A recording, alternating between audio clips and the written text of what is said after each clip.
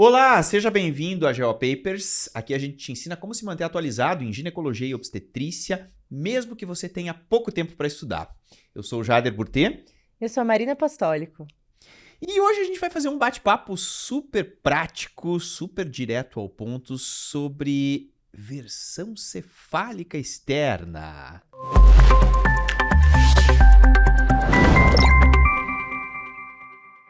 Então, eu quero ir direto ao ponto, né? Quando a gente fala sobre versão cefálica externa, a gente ouvia falar que era um procedimento arriscado, né? Aquela coisa de, poxa, mas se tá pélvico, faz uma cesariana, né? Por que fazer, né, uma versão cefálica externa? É um procedimento arriscado, perigoso. Então eu quero te perguntar, é um procedimento, quais são os riscos do procedimento, né? E realmente é pertinente essa pergunta, né? É um procedimento perigoso? Então, Jader, a gente já sabe que não é um procedimento perigoso. Porém, aconteceu assim um gap, né? Entre uma época onde se fazia muita versão cefálica externa e uma época que falaram que ela era proscrita, muito perigosa, não se deve fazer. E acho que foi na época que a gente se formou, né? Eu, por exemplo, vi uma vez durante a residência num feto que não tinha nenhuma expectativa de ter vida extrauterina, né? E eu lembro que foi um evento. Todo mundo parou para poder assistir o professor que fez aí a versão cefálica externa. E eu lembro que, nossa, mas a gente não faz, que é muito perigoso. Na verdade, acabou se perdendo isso, né? A gente não tinha evidências científicas na época, era muito do achismo, da experiência individual de cada um, e isso já mudou. Hoje em dia a gente sabe que é um procedimento seguro, porém muito pouco difundido e treinado pelos ginecologistas obstetras. E por isso que muitas vezes, quando se fala de versão cefálica externa, as pessoas até falam assim, nossa senhora, né?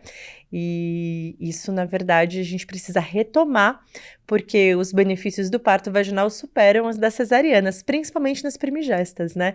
Que a gente sabe que se uma primeira cesárea aumenta muito as chances de outras cesáreas, e os riscos todos dessa cascata aí, né, de partos operatórios podem trazer aí para a mulher. Então, não é um procedimento perigoso, desde que feito com pacientes avaliadas previamente, com pacientes que vão se beneficiar realmente disso, por uma equipe que esteja habituada já com o processo. Já tem uma boa curva de aprendizado, Sim, né, na sem realização. dúvida.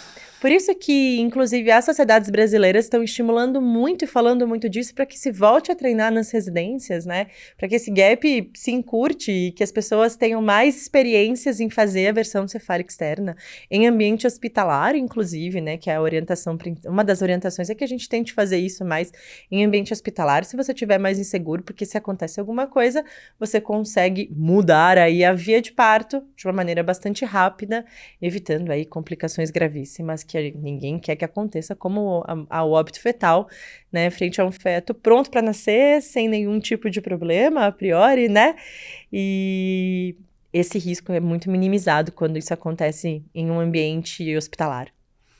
Excelente. E assim, se a gente for pegar do ponto de vista de indicação, né? Quais são aquelas gestantes que teriam indicação, né? Que a gente poderia propor para essa gestante uma versão cefálica externa?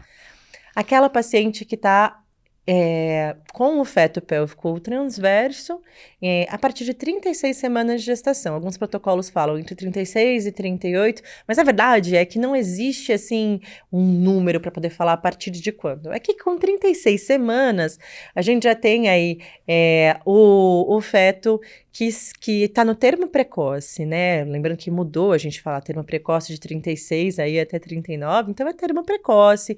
Se rompe a bolsa, que é uma das complicações possíveis, se a gente tiver uma bradicardia fetal, se a gente tiver um descolamento de placenta, que é um dos medos, nascer um bebê de 36 semanas, tá ok. Então a gente evita de fazer antes, a gente não vai fazer nenhum tipo de procedimento para virar esse bebê antes de 36 semanas.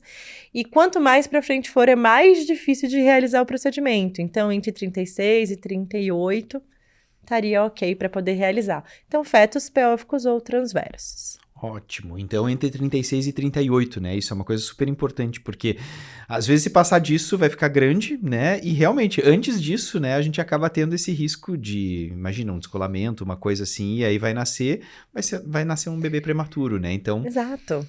E, assim, não tem motivo de você fazer isso antes, né? Fazer esse processo mais invasivo que vai aumentar os riscos aí para esse bebê, para essa mãe. Porque, por mais que seja seguro, como você me perguntou, o risco não é zero. Exatamente. Excelente.